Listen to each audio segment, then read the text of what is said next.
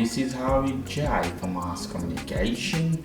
Now I'm again with another video. In this video I'm going to show you how you can activate and deactivate your assistive touch button in your iPhone 12, 12 Pro or any version of iPhone you have.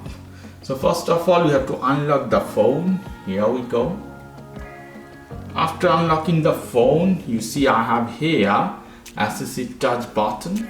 This one, it has so much functionality. Device, custom, home button. So very good and fancy option this is to use.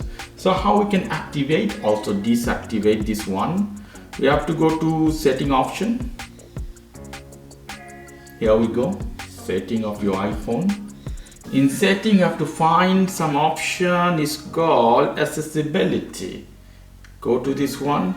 In accessibility, you will see easily touch option. Hit this one.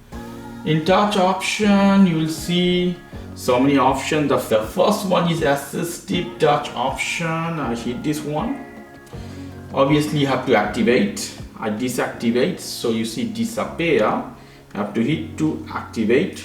When you activate, you will see the button is floating button or floating home button, you can say that. So you can put anywhere you want.